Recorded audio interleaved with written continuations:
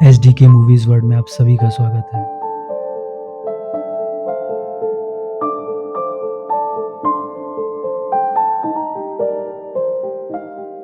We are presenting the tiger.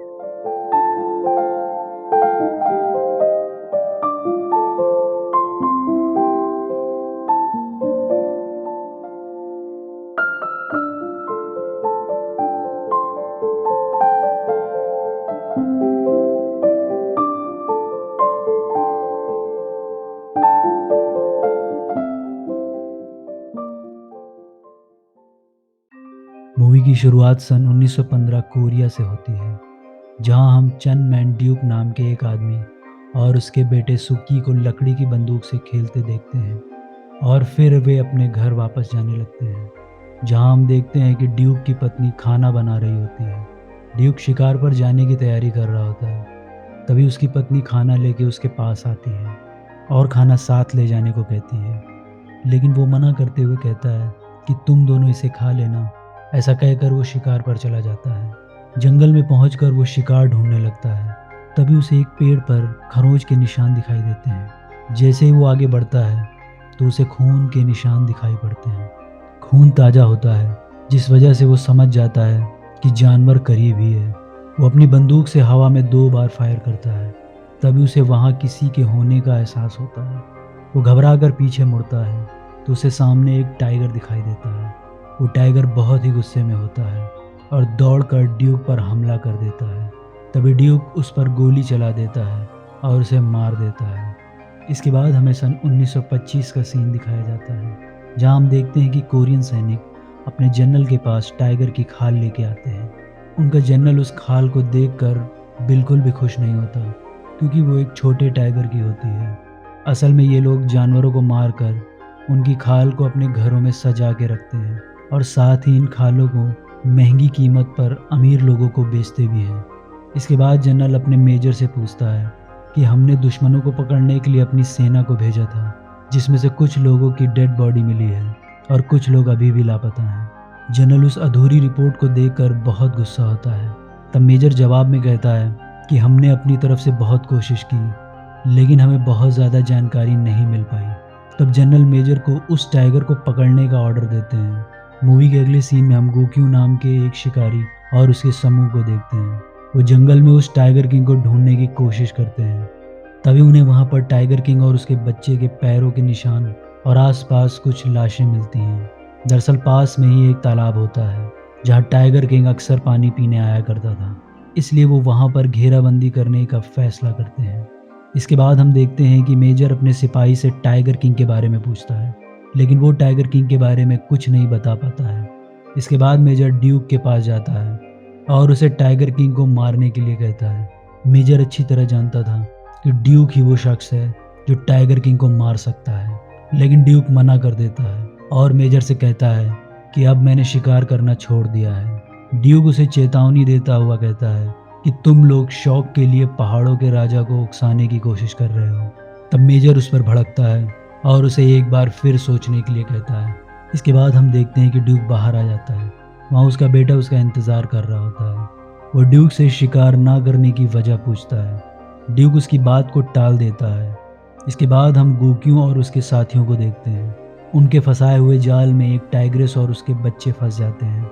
वो बहुत ही गुस्से में होती है और उन पर अटैक करने की कोशिश करती है, लेकिन गोक्यू उसे गोली मार देता है। वो टाइग्रेस और उसके बच्चों की लाश को सिपाहियों को सौंप देता है और मेजर से मिलने उसके कैबिन में आता है। मेजर उससे कहता है कि हमारे पास समय नहीं है, हमें टाइगर किंग को जल्द से जल्द पकड़ना होगा। तब गोक्यू मेजर से कहता है कि टाइगर किंग को पकड़ना इतना आसान नहीं है और वहाँ से जाने लगता है। तब मेजर उसे ड्यूक के बारे में पूछता है।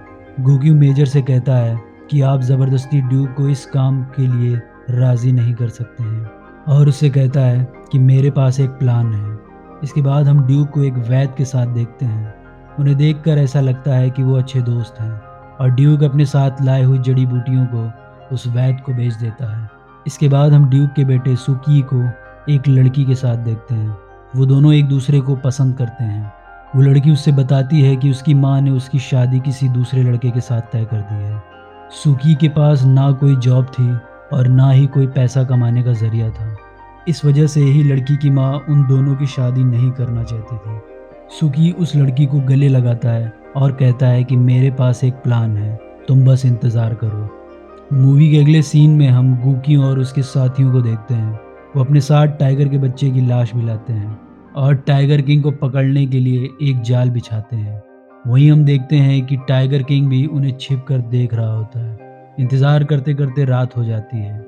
शिकारी आपस में बात ही कर रहे होते हैं कि तभी एक शिकारी कहता है कि सुना है टाइगर किंग ने गुकियों के भाई को मारा है और जो निशान उसके चेहरे पर हैं वो टाइगर किंग के पंजों के निशान हैं।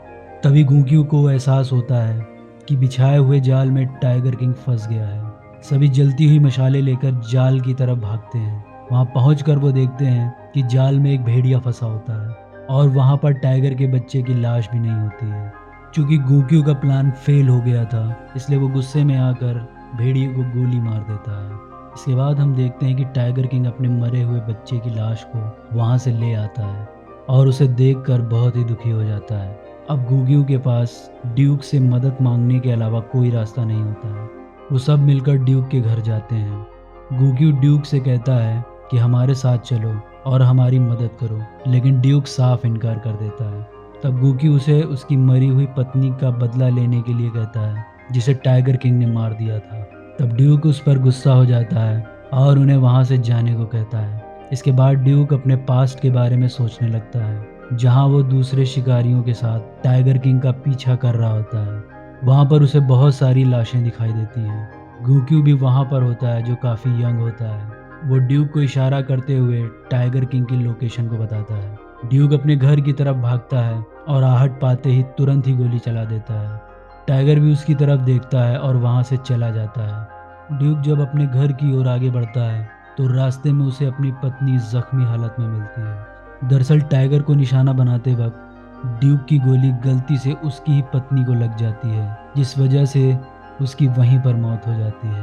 मूवी के अगले सीन में हम वापस प्रेजेंट का सीन देखते हैं, जहां सुकी अपने पिता ड्यूक से कहता है वो भी शिकारी दल ज्वाइन करके टाइगर का शिकार करना चाहता है। ये सुनकर ड्यूक उस पर भड़क पड़ता है और उसे डांटने लगता है। सुकी भी अपने पिता से गुस्सा हो जाता है और चिल्लाते हुए कहता है कि वो उसकी तरह जिंदगी नहीं जीना चाहता है। इस बात पर ड्यूक उसे थप्पड़ मार देता है और वो जमीन पर गिर जाता है। वो उठकर खड़ा होता है और उससे कहता है कि शहर के सभी लोग ये कहते हैं कि माँ की मौत की वजह आप ही हो, इसलिए आप इसी अफसोस के साथ जिंदगी जी रहे हो। और ये कहकर वो वहाँ से चला जाता है।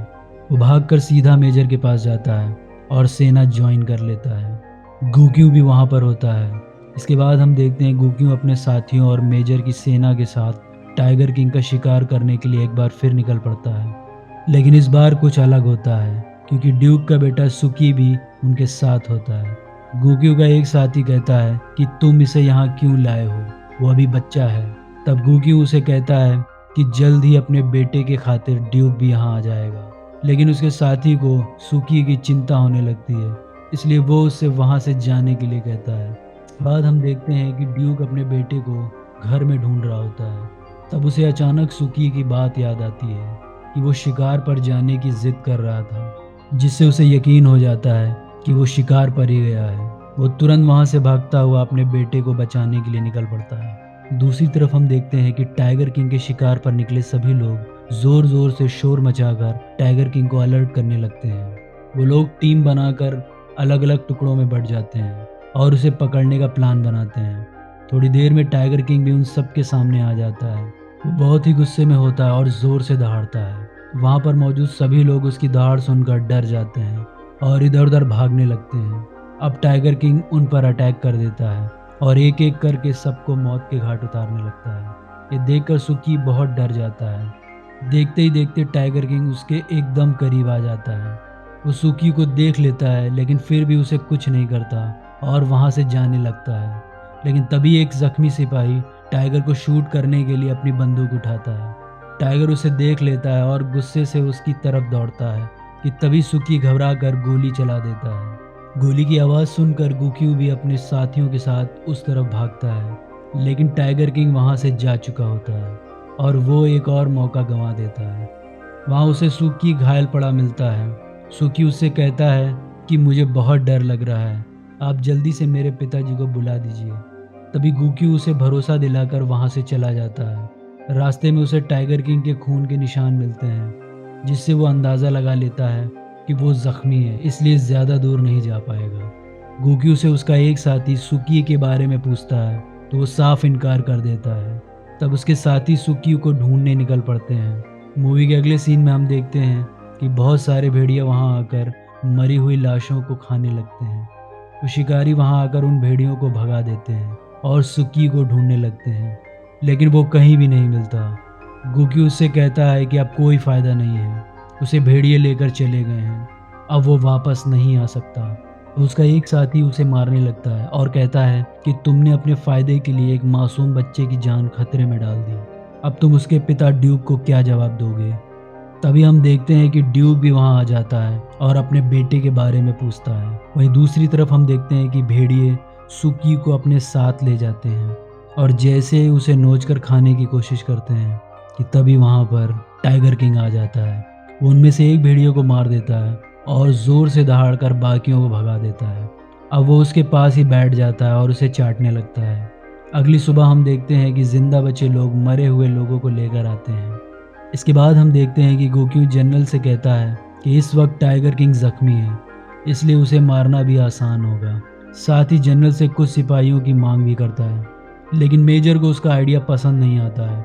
फिर भी जनरल उसकी बात मान जाता है। मूवी के अगले सीन में हम ड्यूक को अपने बेटे की वजह से रोते हुए देखते हैं। तभी उसे अचानक कुछ आहट सी आती है। वो जैसे ही मुड़कर पीछे देखता है तो टाइगर किंग उसके सामने होता है। वो उसके जख्मी बेटे को लेकर आया होता है। उसे देखकर ड्यूक को अपने बीते हुए वक्त की कुछ झलक दिखाई देने लगती है, जहां वो अपनी बंदूक से एक टाइगर पर निशाना लगाया होता है और उसके साथ दो बच्चे भी होते हैं। टाइगर दौड़ता हुआ उसकी तरफ आता है। वो तुरंत ही उस पर गोली चला देता है, लेकिन वो मरता नहीं है। तभी वहाँ गोक्यू भी आ जाता है और उसके सिर में गोली चलाकर मार देता है। दोनों बच्चे उसकी तरफ दौड़ते हैं। उनमें से एक बच्चा, जिसकी एक आंख नहीं होती है, वही टाइगर किंग होता है। वो उन दोनों को भी मारने के लिए अपनी बंदूक उठाता है, लेकिन ड्यूक उसे रोक देता है और उन दोनों को एक गुफा में छोड़कर चला जाता है। ड्यूक उनके लिए खाने को लाता है ताकि वो भूखे ना रहें, लेकिन उनमें से एक वहाँ सरवाइव नहीं कर पाता, जिस वजह से वो मर जाता है। लेकिन एक आंख वाला वो बच्चा बच जाता है और बड़ा होकर पहाड़ों का राजा यानी कि टाइगर किंग बन जाता है। अब वो अपने अतीत से वापस आता है तो अपने बेटे की लाश को देखकर रोने लगता है और टाइगर किंग भी वहाँ से चला जाता है। मूवी के अगले सीन में हम देखते हैं कि जनरल की एक बड़ी सेना टाइगर किंग को मारने के लिए जंगल में आ जाती है। सेना अपने जनरल का ऑर्डर पाते ही बॉम्ब ब्लास्ट करना शुरू कर देती है और रास्ते में आए सभी जानवरों को एक एक करके मारने लगती है। चारों तरफ कोहरा होने के कारण वो ठीक से देख नहीं पा रहे थे कि तभी अचानक चुपके से वहाँ टाइगर किंग आ जाता है और सैनिकों पर हमला कर देता है। वो लोग अंधाधुंध टाइगर पर गोलियां चलाना शुरू कर देते हैं, लेकिन टाइगर उन्हें एक के बाद एक करके मौत के घाट उतारना शुरू कर देता है। इस मुठभेड़ में टाइगर जख्मी हो जाता है, जिस वजह से वो गोक्यू के निशाने पर आ जाता है। गोक्यू उसकी एक आंख पर गोली मार देता है। उसे लगता है कि उसने टाइगर किंग को मार दिया है, लेकिन वो सिर्फ घायल होता है। सैनिक उसे फंदे से पकड़ लेते हैं। गोक्यू उस पर गोली चलाने ही वाला होता है कि तभी टाइगर गुस्से में आकर खुद को आज़ाद कर लेता है और गोक्यू पर अटैक करके उसे ज़ख्मी करके वहाँ से चला जाता है। इसके बाद हम जनरल को देखते हैं जो काफ़ी गुस्से में होता है और साथ ही अपनी सेना पर शर्मिंदा भी होता है। वो एक बार फिर सेना को उसे किसी भी हालत में ढूंढकर मार देने का ऑर्डर देता है। अब रात में हम देखते हैं कि मेजर शिकारी के पास आता है और उसे ड्यूक को किसी भी कीमत पर लाने को कहता है। इसके बाद हम ड्यूक को देखते हैं जो जंगल की तरफ टाइगर के पास जा रहा होता है। थोड़ी ही दूरी पर वो टाइगर को उसका इंतज़ार करता हुआ देखता है। दोनों एक दूसरे के सामने होते हैं और एक दूसरे को देख रहे होते हैं। ड्यूक टाइगर से कहता है कि मुझे पता है कि तुम जख्मी हो और मेरी तरह अकेले हो। तुम मुझसे नफरत करते हो, लेकिन अब मुझे पता चल गया है कि तुम मुझसे क्या चाहते हो। दरअसल टाइगर किंग चाहता था कि ड्यूक ही उसे मारे, क्योंकि वो सैनिकों की बजाय ड्यूक के हाथों मरना पसंद करेगा। इसके बाद ड्यूक अपनी बंदूक उठाता है और अपने घर को अपने बेटे की लाश के साथ जलाकर वहाँ से चला जाता है। चारों तरफ बर्फ ही बर्फ गिर रही होती है और इस खराब मौसम में भी ड्यूक लगातार ऊंची-ऊंची पहाड़ियों को चढ़ता हुआ आगे बढ़ता रहता है। वहीं दूसरी तरफ जनरल को भी टाइगर की लोकेशन का पता चल जाता है। वो अपनी सेना को एक बार फिर टाइगर किंग को मारने के लिए भेजता है। टाइगर अपने बच्चे की लाश को गुफा में ही छोड़कर बाहर आ जाता है और ड्यूक भी उस तक पहुंचने की कोशिश में लगा रहता है। इसके बाद हम देखते हैं कि शिकारी कुछ सैनिकों के साथ ड्यूक के घर पहुंच जाता है और उसके जले हुए घर को देखकर वो समझ जाता है कि वो टाइगर किंग को मारने के लिए निकला है। अब हम देखते हैं कि ड्यूक पहाड़ी के ऊपर पहुंच जाता है और टाइगर का इंतज़ार करने लगता है। वहीं दूसरी तरफ शिकारी और जनरल के सैनिक भी वहां पहुंचने की कोशिश करते रहते हैं। अब थोड़ी ही देर में टाइगर भी वहां आ जाता है। ड्यूक उसे घुटनों के बल झुककर रिस्पेक्ट देता है और अपनी बंदूक उठाकर उससे कहता है कि क्या हम एक साथ मर सकते हैं। टाइगर तुरंत ही ड्यूक पर अटैक कर देता है। तब ड्यूक तुरंत ही उसे गोली मारकर जख्मी कर देता है। अब ड्यूक पहाड़ी के एकदम किनारे पर आ जाता है और अपनी बंदूक फेंककर चाकू निकाल लेता है। वो टाइगर किंग से कहता है कि तुम रुक क्यों गए, चलो एक दूसरे को ख़त्म कर देते हैं। आखिरकार टाइगर उस पर जंप करता है और वो दोनों पहाड़ी से नीचे गिरकर मर जाते हैं। वो शिकारी भी किसी तरह पहाड़ी के ऊपर चढ़ जाता है, लेकिन अब बहुत देर हो चुकी होती है। अगली सुबह जनरल उस शिकारी से पूरी घटना के बारे में पूछता है। वो शिकारी उसे झूठ बताता है कि अब उस टाइगर में दैवी शक्ति आ गई है, इसलिए वो गायब हो गया है। अब जनरल एक बार फिर टाइगर किंग को मारने में सफल नहीं हो पाता है, इसलिए वो अपने सैनिकों को वापस चलने का ऑर्डर देता है। मूवी के एंड में हम फ्लैशबैक की कुछ तस्वीरें देखते हैं जहां ड्यूक और टाइगर किंग अपनी अपनी फैमिली के साथ बहुत ही खुश दिखाई देते हैं। इसी के साथ ये मूवी यहाँ पर ख़त्म हो जाती है। दोस्तों, सच कहते हैं कि जानवर चाहे जितना भी खूंखार हो, लेकिन रिश्ते निभाना वो बखूबी जानता है। टाइगर किंग और ड्यूक के इस अद्भुत रिश्ते की मिसाल सदियों तक दी जाएगी।